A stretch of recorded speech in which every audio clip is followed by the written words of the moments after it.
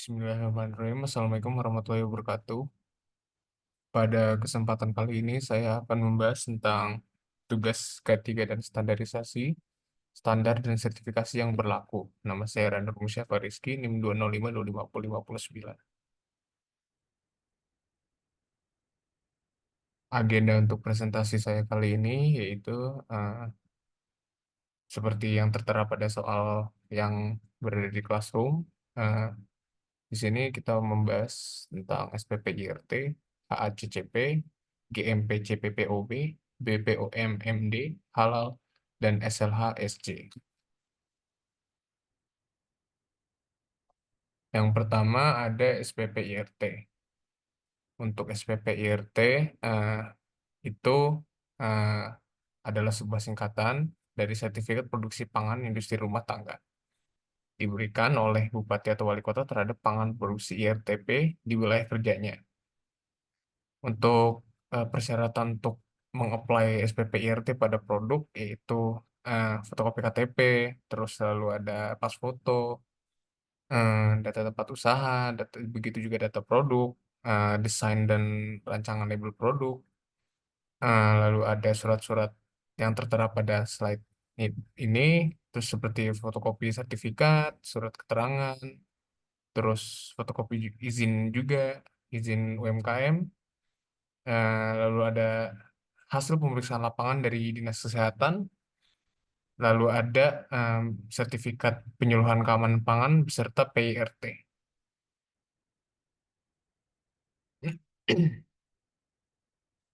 Berikut adalah contoh dari produk yang eh, dapat disertifikasi SPP IRT, yaitu daging dan olahannya, ikan dan hasil olahannya, unggas, sayur, kelapa, tepung, minyak, selai, gula madu dan kembang gula, coklat, kopi, teh, bumbu, rempah-rempah, minuman ringan dan jus, buah dan hasil olahannya, begitu juga dengan biji-bijian.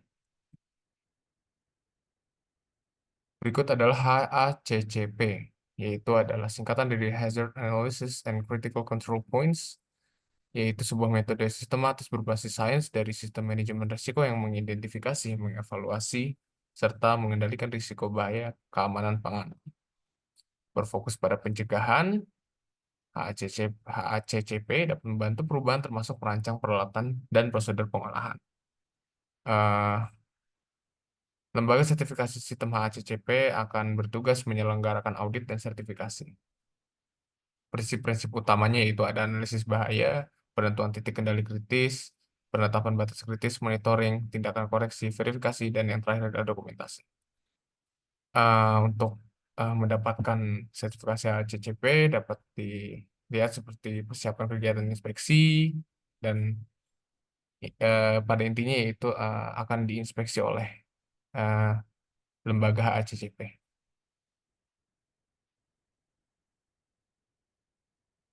Contoh-contohnya yaitu seperti industri pengolahan susu, industri pengolahan daging, industri pengolahan sayur dan buah, industri perikanan dan pengolahan seafood, bakery, food powder, sashimi, kecap asin, industri makanan atau minuman kaleng, makanan beku, serta produk fermentasi. Berikut adalah GMP atau CPPOB. GMP adalah singkatan dari Good Manufacturing Practice, sedangkan CPPOB adalah singkatan dari cara produksi pangan olahan yang baik. Good manufacturing practice adalah salah satu tata cara manajemen yang disesuaikan dengan standar negara dalam bentuk prosedur dengan tujuan untuk menghasilkan produk makanan atau minuman berkualitas. Lalu CPPOB adalah pedoman yang menjelaskan bagaimana memproduksi pangan olahan agar aman, bermutu, dan layak untuk dikonsumsi. Untuk GMP di, dikeluarkan sertifikasinya oleh BPOM, dan untuk CPPOB juga oleh BPOM. Lalu untuk objektifnya, untuk GMP itu untuk menjaga keselamatan konsumen, pengetahuan produk bagi konsumen, melindungi pasar, meningkatkan kepercayaan konsumen, mencapai tujuan perusahaan, menekan biaya operasional. Untuk CPPOB, menjaga keselamatan konsumen, pengetahuan produk bagi konsumen, melindungi pasar, meningkatkan kepercayaan konsumen, mencapai tujuan perusahaan, serta menekan biaya operasional juga. Lalu di sini ada CPPOB, contoh produk-produknya yaitu ikan dan daging beku, sayur-sayuran dan buah-buahan, susu dan keju, beserta olahan susu lainnya, olahan pangan lainnya. Lalu untuk GMP, ada produk farmasi, kosmetik, suplemen, serta aditif makanan, dan yang terakhir yaitu makanan dan minuman. Lalu ada BPOMOMD, yaitu Badan Pengawas Obat dan Makanan Dalam. BPOMMD adalah perizinan berupa izin edar untuk produk pangan yang diproduksi oleh industri makanan besar dan berasal dari dalam negeri atau industri yang menghasilkan produk dengan bahan dasar susu menggunakan bahan tambahan pangan seperti pengawet, penguat rasa, pewarna, dan lain-lain. HACCP dapat membantu perubahan termasuk merancang peralatan dan prosedur pengolahan. Pengolahan. Jadi HACCP ini juga bekerja sama dengan BPOM-MD.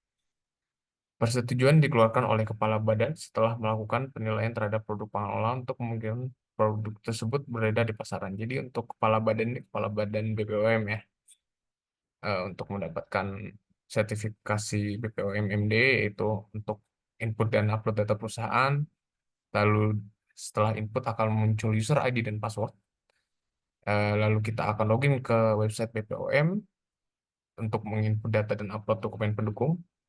Lalu melakukan pembayaran, evaluasi, verifikasi, dan validasi, dan nanti akan muncul nomor izin dan edar atau NIE.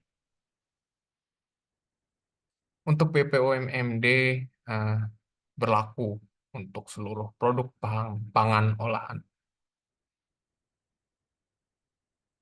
Lalu ada sertifikat halal yang sering kita jumpai di banyak produk makanan dan juga minuman. Eh, Halal adalah pengakuan kehalalan suatu produk yang dikeluarkan oleh BPJPH. Kepemilikan sertifikasi halal oleh pelaku usaha dapat mendorong peningkatan kepercayaan konsumen dan menambah nilai suatu produk. Untuk mendapatkannya, yaitu pastikan pelaku usaha memiliki email aktif dan NIB berbasis risiko, mengajukan permohonan sertifikasi halal, lalu memverifikasi kesesuaian data dan kelengkapan dokumen, LPH, lalu menghitung, menetapkan, dan mengisikan biaya pemeriksaan, pelaku usaha melakukan pembayaran, lalu melakukan verifikasi pembayaran dan menerbitkan STTD atau surat tanda tangan terima dokumen, lalu LPH melakukan proses pemeriksaan dan mengunggah laporan pemeriksaan, lalu Komisi Fatma MUI melakukan sidang fatwa dan menggugah ketetapan halal, BPJPH menerbitkan sertifikat halal.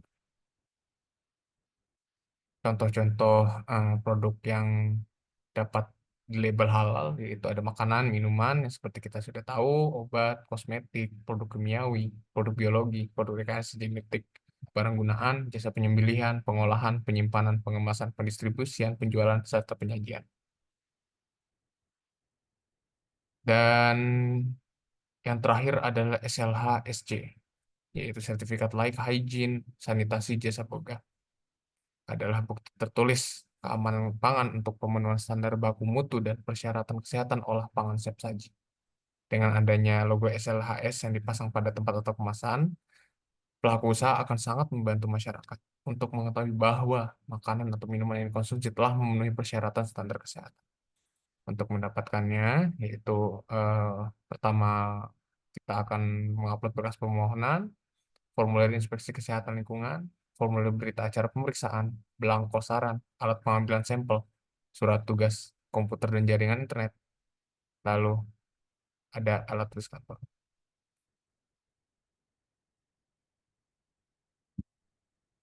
Untuk produk-produk yang eh, dapat di label SLHSJ seperti produk kimia berbahaya, alat kesehatan, peralatan kerja, produk pangan dan minuman, elektronik dan elektrikal, serta yang terakhir adalah produk bangunan.